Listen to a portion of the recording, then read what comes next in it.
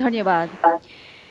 अबको क्रममा सम्पूर्ण प्रहरी कर्मचारीहरूलाई निर्देशनसहित सम्बोधन गरिदिनुहुन माननीय उपप्रधानमन्त्री एवं गृहमन्त्री श्री रवि लामिछानेज्यू समक्ष सादर निवेदन गर्दछु।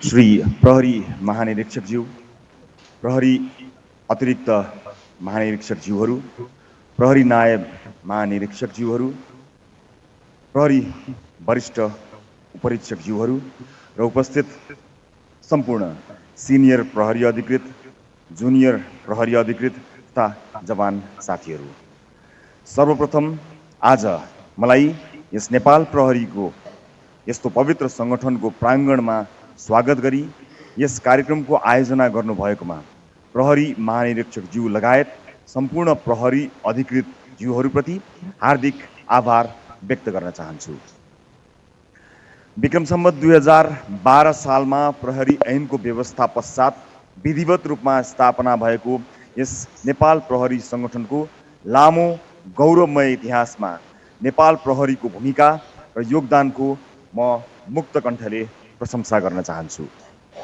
यसै अवसरमा कर्तव्य पालनाको सिलसिलामा प्राणको आहुति दिनुहुने सम्पूर्ण वीर अमर प्रहरीहरूप्रति भावपूर्ण श्रद्धाञ्जली अर्पण गर्दै शहीद परिवारप्रति हार्दिक समवेदना प्रकट गर्न चाहन्छु। जस्तोसुकै विषम परिस्थितिमा पनि किञ्चित विचलित नभई अहोरात्र जनताको सेवामा खटी देशको आन्तरिक शान्ति सुव्यवस्था कायम गर्नुका साथै अपराधको रोकथाम तथा नियन्त्रण र अपराध अनुसन्धानमा उल्लेखनीय भूमिका निर्वाह गर्दै आइरहेको कुरामा कुनै द्विमत रहेको छैन। यस सङ्गठनको निर्माण र उच्च छवि बनाउन योगदान दिनुहुने सम्पूर्ण पूर्व प्रहरी अधिकृत ज्यूहरू र बहालवाला प्रहरी अधिकृत तथा जवानहरूप्रति म उच्च सम्मान प्रकट गर्न चाहन्छु। सत्य सेवा सुरक्षणमको नारालाई आत्मसात गर्दै नेपाल प्रहरीको प्रमुख जिम्मेवारी शान्ति, सुरक्षा, अपराध रोकथाम तथा नियन्त्रण र अपराध अनुसन्धान गर्ने नेपाल प्रहरीको मुख्य जिम्मेवारी हो।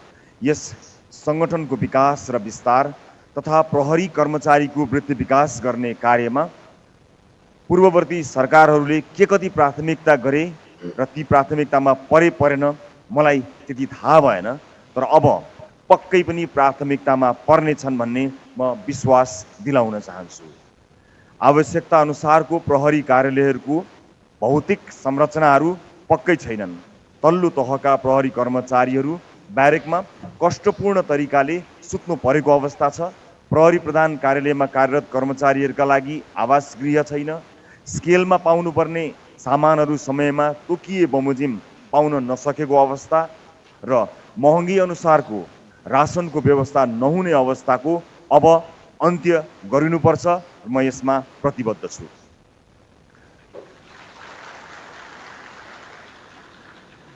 प्रहरीलाई प्रविधि मैत्री बनाउन आवश्यकता अनुसार साधन स्रोतको व्यवस्था गरिनुपर्छ। प्रविधिको विकाससँगै त्यसको दुरुपयोगबाट सृजित अपराधको अनुसन्धानको चुनौतीको सामना गर्न नेपाल प्रहरीलाई मजबुत बनाउन आवश्यक पर्ने प्रविधिको विकास मेरो प्राथमिकतामा पर्नेछ। सम्पूर्ण प्रहरी कर्मचारीको मनोबल उच्च पारी नागरिक मैत्री प्रहरी सेवा प्रवाह गर्ने वातावरणको सृजना गराउनु म मेरो कर्तव्य ठान्दछु र यसमा तालुक मन्त्रालयको तर्फबाट गर्नुपर्ने सम्पूर्ण सहयोग र सहजीकरणका लागि म लगायत मेरो मन्त्रालयका सम्पूर्ण टिम सदैव तत्पर रहने कुरा पनि म यहाँहरूलाई विश्वास दिलाउन चाहन्छु। नागरिकको अपेक्षा अनुसारको चुस्त दुरुस्त सेवा प्रवाह गराउन म पनि यहाँहरूलाई पनि निर्देशन दिन चाहन्छु। नागरिकको गुनासो छ कि भनसुन बिना प्रहरीमा काम नै हुन्न भन्ने। यो अवस्थाको अन्त्य गरी सर्वसाधारणको प्रहरी सेवामा सहज पहुँचको व्यवस्था र दण्डहीनताको अन्त्यको साथै भ्रष्टाचारमा शून्य सहनशीलताका निम्ति व्यवहारमा लागू गर्न पनि म प्रहरी महानिरीक्षकज्यूलाई निर्देशन समेत दिन चाहन्छु। पैसा उठाउन जाने निम्न स्तरको प्रहरी कर्मचारीलाई होइन, पैसा उठाउन पठाउने हाकिमलाई कारबाहीको दायरामा ल्याउन पनि म निर्देशन दिन चाहन्छु। विभिन्न राजनीतिक दलका आवरणमा संरक्षित गुण्डागर्दी विरुद्ध निर्मम भएर प्रहरी कारबाही गर्न पनि म विशेष निर्देशन दिन चाहन्छु। बोर्डरमा हुने भन्सार छली, तस्करी तथा अन्य अनियमितता, लागू औषध उत्पादन, बिक्री वितरण र सेवनलाई पूर्णतः निस्तेज पार्न विशेष कार्ययोजना बनाई लागू गर्न पनि म निर्देशन दिन चाहन्छु। खुल्ला सिमानाका कारण हुने ट्रान्सनेसनल क्राइमको नियन्त्रणका लागि छिमेकी देशसँग समेत आवश्यक समन्वय गरी त्यसलाई पूर्णतया नियन्त्रणमा लिन समेत म जोड दिन चाहन्छु। त्यसैगरी महिला, बालबालिका र ज्येष्ठ नागरिकको सन्दर्भमा अझ बढी संवेदनशील भएर सोही अनुसार सेवा प्रवाह गर्न हुन समेत म निर्देशन दिन चाहन्छु। सङ्गठनलाई स्ट्रेन्थन गर्ने र प्रहरीको हितमा तालुक कार्यालयले गर्नुपर्ने कार्यका लागि सृजनात्मक र रचनात्मक सुझाव दिन जुनसुकै दर्जाका प्रहरी कर्मचारीलाई पनि मेरो कार्यालयमा कुनै पनि बेला आउन स्वागत गर्दछु। तर व्यक्तिगत स्वार्थ र हितका लागि कृपया मेरो ऊर्जाशील समय खर्च नगराइदिनु हुन पनि म यहाँहरूलाई अनुरोध गर्दछु।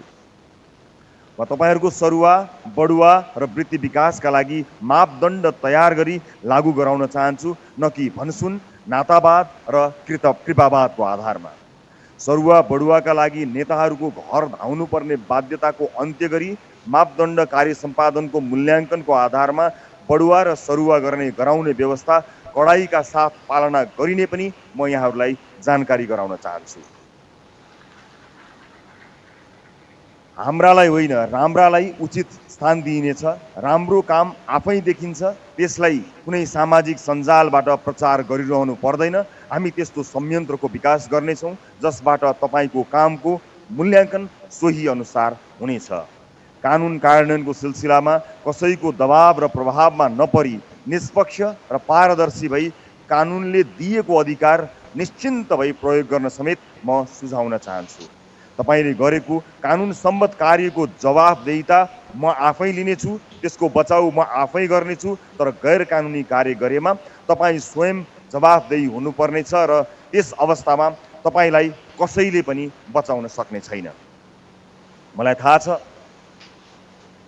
म माथि नागरिकको अपेक्षा अलिकति बढी नै छ र त्यो अपेक्षा पुरा गर्नु मेरो कर्तव्य हो।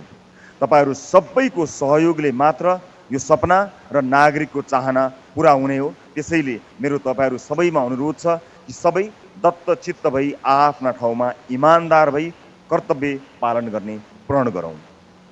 हो, मलाई यो पनि थाहा छ कि प्रहरीको काम भनेको थ्याङ्कलेस जब हो। यहाँ धन्यवादको अपेक्षा कमै गरिन्छ। प्रहरीले गर्नुपर्ने थुप्रै कामहरू छन् र प्रहरीको कार्यक्षेत्रभित्र नपर्ने कतिपय समस्याहरू पनि प्रहरीले सम्बोधन गर्नु परेको अवस्था छ। जस्तो कि कुटपिटको मुद्दा अदालतमा दर्ता हुने भए तापनि झैँ झगडा कुटपिट भयो भने सर्वप्रथम प्रहरीकोमा नै आउँछन्। त्यसैले कतिपय समस्याहरू सम्बोधनका लागि नयाँ कानुन नै आवश्यकता पर्नेछ। त्यसको समाधानका लागि पनि हामीले काम गर्नुपर्ने अवस्था देखिएको छ।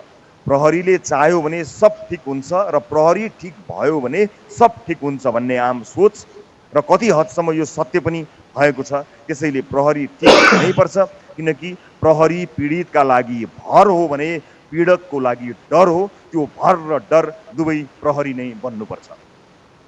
यो साधन स्रोतको अभाव, पर्याप्त जनशक्तिको अभाव पनि होलान्, तथापि नेपाल प्रहरीले हरेक घटनाको सफल अनुसन्धान गर्ने पूर्ण प्रयास गरेको छ। तर पछिल्लो समयमा एकाध घटनाले गर्दा अनुसन्धानले पनि बाटो बिराएको हो कि भन्ने आशंकाको अवस्था सिर्जना भएको छ। अनुसन्धान निष्पक्ष हुनैपर्छ र अनुसन्धान गर्ने प्रहरी विवेक प्रयोग गर्न सक्षम हुनुपर्दछ। भिडले अनुसन्धानलाई प्रभावित कुनै हालतमा पार्नु हुँदैन। मिडियाले के भन्छ भन्ने कुराले अनुसन्धान प्रभावित पार्नु पनि दुःखद कुरा हुन आउँछ। माथिल्लो अहोदामा बस्नेहरूले आफ्नो मातहतले गरेका राम्रो कामको बचाउ गर्न सक्नुपर्छ। आफ्नो कुर्सी बचाउन अर्कोलाई बलिको बोको बनाउने र आफू राम्रो बन्ने प्रवृत्तिको अब अन्त्य हुनुपर्छ। अनुसन्धान वस्तुनिष्ठ र प्रमाणमुखी हुनुपर्छ र प्रविधिको प्रयोगलाई समेत सँगसँगै लैजानु पर्दछ। सबै घटनामा सीसीटीभी फुटेज, भौतिक सबुत र प्रत्यक्षदर्शी नहुन पनि सक्छन्। त्यस्तो भयो भने त्यस्तो अवस्थामा अपराधीले सजाय नपाउने त? त्यस्ता विषयमा पनि नजिर बनेका होलान्। परिस्थितिजन्य प्रमाणले के राख्छ त्यसको पनि विवेक प्रयोग गरी मूल्याङ्कन गर्नुपर्ने आवश्यकता म देख्दछु।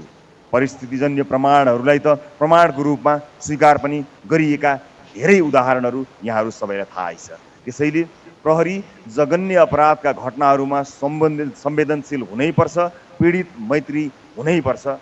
तपाईँहरूको एउटा गुड फेथमा काम गर्ने वातावरण छ, त्यसमा ढुक्क भएर राम्रो काम गर्नुहुनेछ भन्ने कुरामा मैले विश्वास लिएको छु र यसरी काम गर्नुहुने सबैलाई मेरो पूर्ण साथ, सहयोग र समर्थन रहिरहनेछ।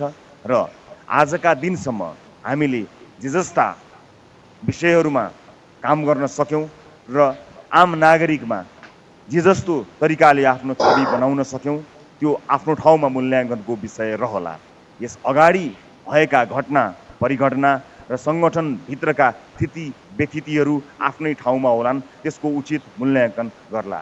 र अबका दिनमा, आउने दिनमा खराब भएका सम्पूर्ण स्थितिहरूलाई ठिक गरेर सही मार्गमा जानको निमित्त हामीलाई ढिला भएको छैन र मन्त्रालयका तर्फबाट सही ढङ्गमा जानका निमित्त आवश्यक पर्ने सम्पूर्ण साथ र सहयोग प्राप्त हुने कुराको पनि विश्वसनीयता यहाँहरूलाई दिन चाहन्छु र यो कार्यक्रमको आयोजनाका लागि पुनः एकपटक यहाँहरू सबैलाई धन्यवाद दिँदै मेरो भनाइ यहीँ टुङ्ग्याउँछु। नमस्कार। जय नेपाल।